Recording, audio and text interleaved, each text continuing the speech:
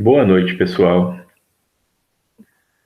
Eu estou gravando esse vídeo para auxiliar vocês a fazerem o trabalho de filosofia sobre Rousseau, tá? Eu havia no começo pedido para vocês fazerem um resumo de no mínimo 500 palavras, da página 11 até a 17. Mas, em virtude da complexidade do trabalho, né, da dificuldade de compreender o texto no original, né, porque isso também tem um mérito, estamos lendo o original, não estamos lendo o comentário, e isso dá um grau de dificuldade maior. Eu resolvi dar, então, uma facilitada no trabalho. Em primeiro lugar, vou retirar a exigência de que seja 500 palavras. Vocês podem fazer o resumo de acordo com o bom senso de cada um. Mas, claro, né, sempre tendo em princípio tentar escrever o máximo possível, o máximo que conseguirem. Em segundo lugar, em vez de pedir da página 11 a 17, eu vou deixar de fora da obrigatoriedade do resumo as páginas 12, 13, 14 e até a metade da 15. Então, o que eu vou pedir como obrigatório é a página 11. Eu não vou trabalhar ela aqui nesse vídeo com vocês, porque eu acredito que foi, durante a aula, suficientemente trabalhada. Eu vou reler aqui e tentar explicar um pouco sobre o final da página 15, a 16 e a 17. E vocês podem, então, os que preferirem, limitar o resumo a isso. Então, lembrando, não tem mais um limite de palavras, vocês usem o bom senso para ver quantas palavras vão colocar no resumo. E não é mais obrigatório fazer da 11 a 17, basta fazer a página 11 e depois pula para o final da 15, a 16 e a 17. Eu vou começar a minha leitura aqui direto no final da 15. Então, aqui Rousseau está dizendo que se destine meu aluno à carreira militar, eclesiástica ou à advocacia, pouco me importa. Ele não quer saber que profissão o aluno vai ter. Porque na parte superior do texto ele estava dizendo que no Egito Antigo os filhos eram obrigados a seguir a profissão dos pais, né? Então por isso que ele diz agora, antes da vocação dos pais, a natureza chama-o para a vida. Então o filho não tem que seguir a profissão do pai. Ele tem que, antes de tudo, aprender a viver bem, a viver bem de acordo consigo mesmo, com seus gostos, com seus valores, com a sua ética, tá? Não há obrigatoriedade de seguir a profissão do pai. Então ele diz: viver é o ofício que quero lhe ensinar. Saindo de minhas mãos, ele não será nem magistrado, quer dizer, nem jurista, né? A pessoa que faz as leis é magistrado, nem soldado e nem padre. Será, antes de tudo, um homem, um ser humano. Tudo o que um ser humano deve ser, ele o saberá, se necessário, tão bem quanto quem quer que seja. E por mais que o destino faça mudar de situação, ele estará sempre em seu lugar, no sentido de que, mesmo que a vida mude, não importa a profissão que ele vai ter, não importa. Ele pode ser lixeiro, né? E a gente fala lixeiro como se fosse algo negativo, e não é. O lixeiro é extremamente essencial numa sociedade. A pessoa que faz o serviço de recolher o lixo, de recolher as fezes, não há serviço indigno. O serviço indigno, eu diria que é o serviço do vagabundo, é do que não faz nada e que espera que os outros façam por ele. Todo trabalho é digno. Trabalho justo, trabalho honesto. Tá? Então, a preocupação dele não é preparar para o vestibular para fazer um médico. Algumas pessoas terão vocação para ser médico e serão médicos. Algumas pessoas terão a vocação para ser advogados e serão advogados.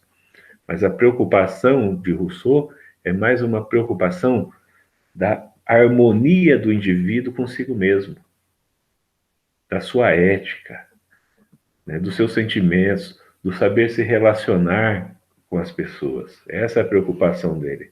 Então, por isso que ele diz que seja lá a profissão que ele escolher, não me interessa. Me interessa é que seja, antes de tudo, um ser humano, tá? Um homem. Continuando, então. Nosso verdadeiro estudo é o da condição humana. Quem entre nós sabe melhor suportar os bens e os males desta vida é, ao meu ver, o mais bem educado. Tá vendo? Ele está preocupado mais com essa educação moral e não com a educação técnica. A técnica e a tecnológica são importantes, sim, mas não podemos descuidar da educação moral. Educação moral aqui não é educação moralizante. Não quer dizer educação moral e cívica, não. Formar um indivíduo obediente, que bate continência, não é isso, não. Educação moral no sentido de você saber lidar com seus próprios sentimentos, de você levar uma frustração na sua vida e não sucumbir por isso. Educação moral no sentido de saber perder, de não ir pegar uma espingarda e assassinar a ex-namorada porque ela não te quer mais. É nesse sentido, educação moral. Saber suportar as perdas, saber suportar as privações, saber suportar as vitórias, os bens e não se tornar arrogante. É essa a preocupação dele.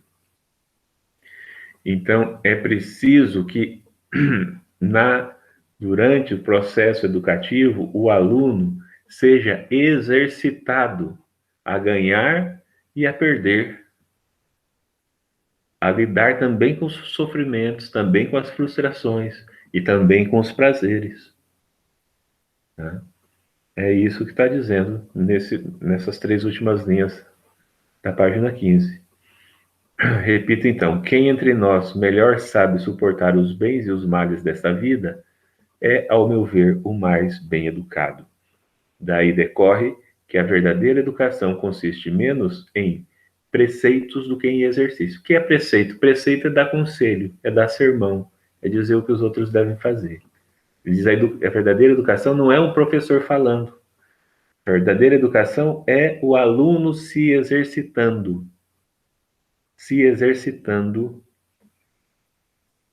nas coisas técnicas, mas também nas relações humanas, na sua relação com o seu corpo. Aprender a suportar o frio é parte de uma boa educação, pensa Rousseau. Tá? Aprender a suportar a fome também. E aprender a suportar o excesso de comida e não se banjar com isso, né? E depois não vir a ter uma dor de barriga. Tudo bem, vamos seguir. Começamos a instruir-nos em começando a viver. Nossa educação começa conosco.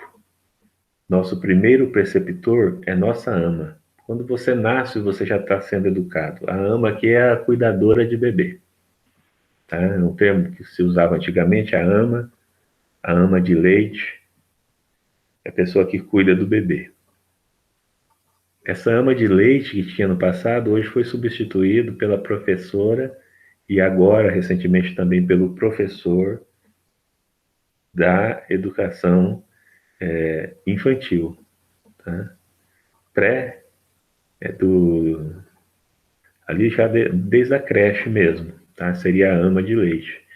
Então começamos a nos instruir quando começamos a viver. Nossa educação começa conosco. Nosso primeiro preceptor é nossa ama. Palavra preceptor, você não sabe? Sublinha aí, puxa uma setinha, significa professor. Toda vez, preceptor é o professor. Nosso primeiro professor é nossa ama de leite. Por isso, essa palavra educação tinha, entre os antigos, um sentido diferente do que nós temos hoje. Ela significava alimento. O educador, então, era aquele que dá o alimento à criança, o alimento do corpo, né, nos primeiros anos de vida, alimento da alma, alimento do espírito, alimento do intelecto.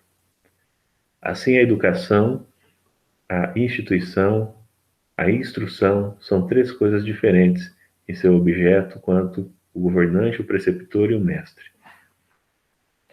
Mas deixemos isso para lá, né? E o importante é que para a criança ser bem orientada, ela deve seguir um só guia. Isso quer dizer que a fala da família, a fala da igreja, a fala do professor, deve estar toda ela guiada numa mesma direção.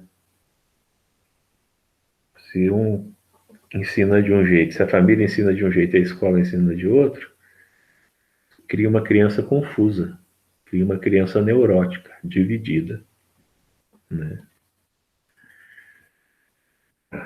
Vamos seguir.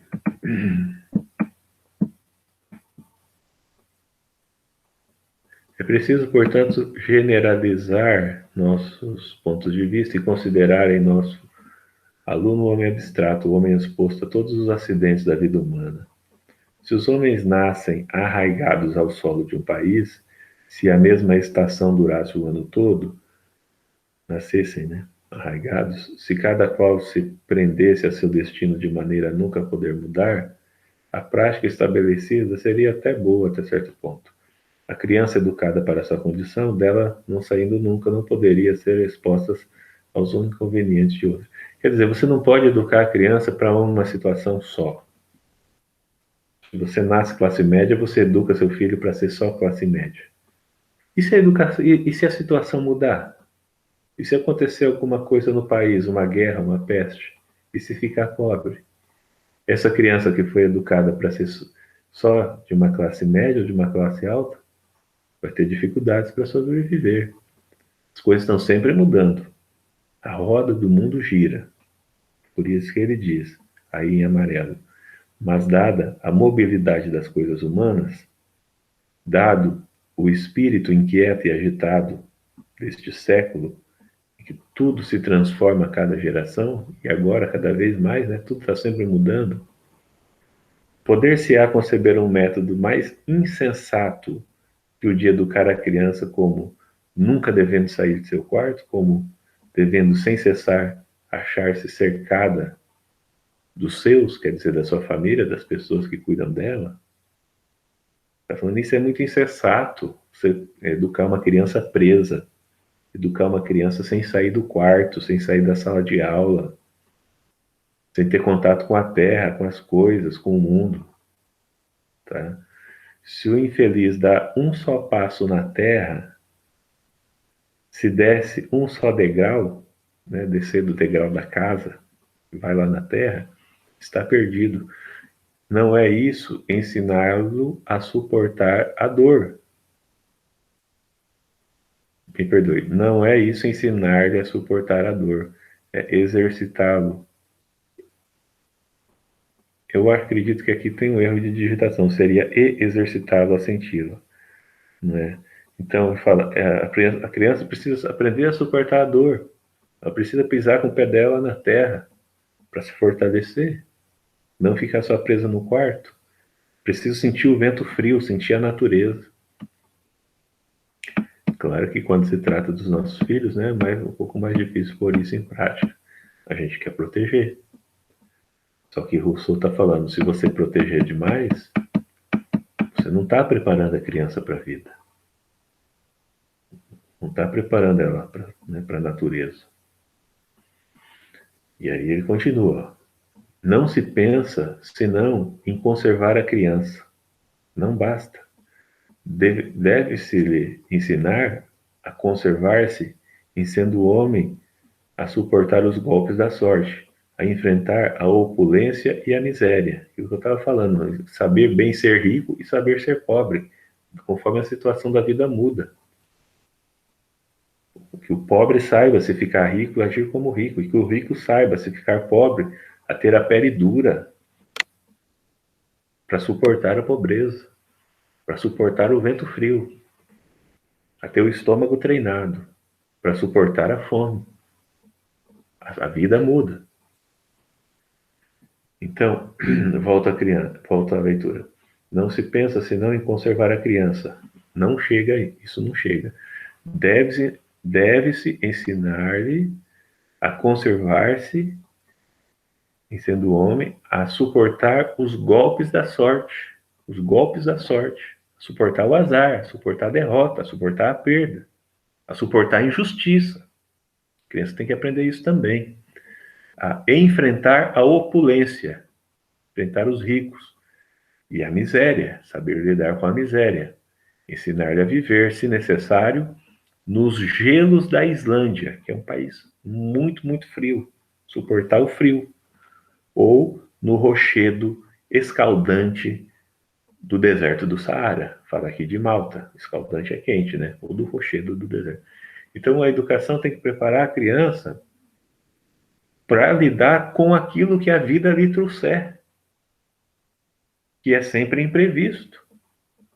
Tem que estar preparado para viver no gelo e para viver no calor. Tem que estar preparado para viver na miséria e para viver na opulência, para viver na riqueza. Tem que estar preparado para tudo. Por maiores precauções que tomeis para que não morra, terá com tudo que morrer. Não adianta ficar nessa pira, nessa loucura, né? Cuidar para a criança não morrer, vai tomar um vento frio, vai morrer. Pô, um dia ela vai morrer mesmo. Acho que pelo menos aprenda a viver antes de morrer. E ainda que a sua morte não fosse obra de vossos cuidados, ainda assim esses seriam mal entendidos. Trata-se menos de impedi-la de morrer que de ensiná-la a viver. A gente não pode, sob esse pretexto de não querer que a criança se machuque. Vai morrer, sair na rua vai morrer, um carro vai pegar. Né? Se for pescar, enfim. Pior do que morrer é passar pela vida sem ter vivido, sem saber viver, sem ter tido a possibilidade de viver, de experimentar, de nadar no rio, de sentir o vento gelado em seu rosto. Isso é viver, sentir o mundo. Viver não é respirar, é agir. É fazer uso de nossos órgãos, de nossos sentidos, de nossas faculdades, quer dizer, faculdades aqui quer dizer de nossas inteligências, de nossas várias faculdades, de nossas percepções, de todas as partes de nós mesmos temos que fazer uso, que nos dão o sentimento de nossa existência. Viver é se emocionar também. Viver não é só estar respirando, é mais, é agir, é sentir, é se apaixonar, é se emocionar, é sofrer também. Tudo isso é viver. O homem que mais vive não é aquele que conta com o maior número de anos, e sim o que mais sente a vida. Então você pode viver poucos anos e ter sentido a vida intensamente. Esse é o que mais vive. Há quem seja enterrado aos 100 anos, que vantagem, né? E que já morrera ao nascer. Nunca teve uma vida intensa. O que adianta viver até 100 anos apaticamente, sem emoção, sem sentimento? Teria ganho em ir ao túmulo na mocidade, se ao menos tivesse vivido, né? Até a mocidade e daí então ido ao túmulo. Página 16, né? Toda a nossa sabedoria consiste em preconceitos servis, preconceitos de escravo. Quer dizer, essa sabedoria que a escola valoriza, sabe? É uma fábrica de escravos, escravos modernos, né? Obedientes, submissos. Todos os nossos usos não são senão sujeição, quer dizer, abaixar a cabeça, embaraço, constrangimento. Esses usos aí são as etiquetas, né? Regras de convivência, da boa educação, entre aspas, etiqueta. O homem civil nasce, vive e morre na escravidão. Ao nascer, envolvem-no no coeiro. Coeiro é um tipo de fralda, né, que mantém a criança presa. Ao morrer, encerram-no em um caixão, prende ele num caixão. Enquanto conserva sua figura humana, está acorrentado às nossas instituições. Quer dizer, está acorrentado à escola, está acorrentado às regras sociais. Porque ele diz que o homem nasce livre, mas vive acorrentado. Ele fala, tem que ir. Né? Esse acorrentado não é a vida plena que se espera de um ser humano. E daqui para baixo no texto, ele vai falar do costume que se tem de enfaixar as crianças quando as crianças nascem, justamente para ilustrar essa ideia, né? De que, de tanta gente querer moldar, de não estar contente nunca com a obra da natureza, com o que a natureza espontaneamente faz no ser humano. Está sempre querendo moldar. Alguns povos enfaixam a cabeça para dar um formato especial na cabeça, enfaixa a criança toda, achando que com isso ela vai ter, vai ficar com uma postura melhor quando crescer. E o Rousseau está falando isso tudo deforma as crianças. Né? Deixa a natureza é boa, deixa a natureza realizar a sua obra. Né? Olha aqui, ó. Mal a criança sai do seio da mãe, mal goza a liberdade de se mexer e de estender seus membros, já lhes dão novas cadeias. Não é isso que a gente faz ainda hoje? Enrolam-na em faixas, enrola a criança em faixas, deitam ela com a cabeça imóvel e as pernas alongadas, os braços pendentes ao longo do corpo. Envolvem-na em toda espécie de panos e tiras que não permitem mudar de posição. E aí, daqui para baixo, na página 17, ele vai só fazer esse comentário, né, sobre essa mania que eles tinham na Europa, na época dele, de enfaixar as crianças. Enfaixar, para a criança não se mexer, para a criança não cair. E ele vai dizer, ó, essa mania de vocês aí de enfaixar a criança é coisa de gente, assim, ou preguiçosa ou ocupada demais, que não tem tempo para cuidar das crianças e deixa enfaixada, porque daí ela não se mexe, não se machuca. Mas o desenvolvimento natural da criança, ela tem que se mexer. E tem que se machucar até. Né? Mas como muitas mães, ele vai dizer, na época dele, em vez de cuidar dos seus filhos, dão para uma ama de leite cuidar, enquanto elas ficavam nos bailes e tal. Essas amas de leite tinham medo que as crianças se machucassem, e aí deixavam as crianças amarradas, presas, trancadas nos quartos, né? Porque achava assim, se não quebrasse uma perna, tinha sido bem cuidado. E ele vai falar, não, pode ter quebrado uma perna e sido bem cuidado. E pode estar enfaixado, preso, mumificado. Isso não é necessariamente cuidar bem. Aí depois vocês podem ler essa página. Aqui, ó, a palavra inação quer dizer ausência de ação, o não agir, o não se movimentar. A inação quer dizer a imobilidade. O constrangimento em que mantém os membros da criança não podem senão perturbar a circulação do sangue, dos humores, impedir a criança de se fortalecer, de crescer. Então ele está criticando, nessa página 17, esse hábito de enfaixar as crianças. E ele diz, olha, algumas pessoas iriam preferir tornar os filhos paralíticos, porque assim eles não iriam se machucar. Né? Quer dizer, essa criança tem tanto medo que a criança se mexa e se machuque, que se pudesse tornava a criança paralítica para ela não se mexer.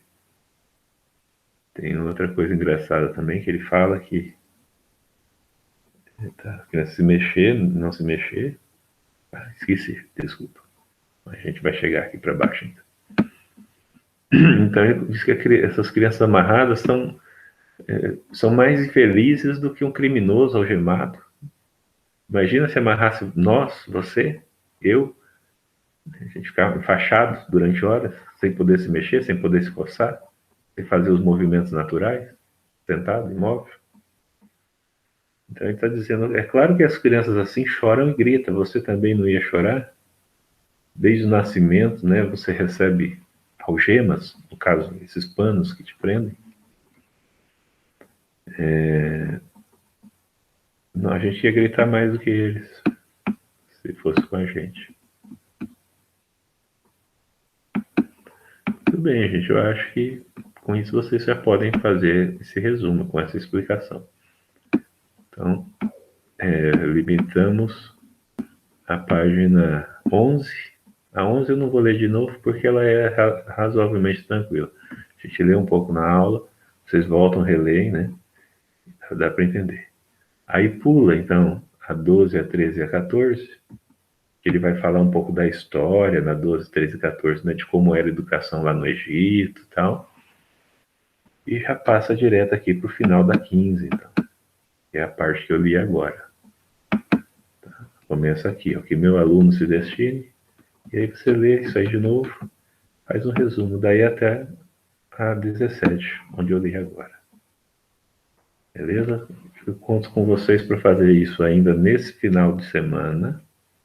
Estou gravando hoje, agora é quinta-noite, vocês têm sexta, sábado e domingo para fazer. Para segunda-feira, eu já poder fechar as notas de vocês. Fechar a nota 2, né? Tá bom, obrigado.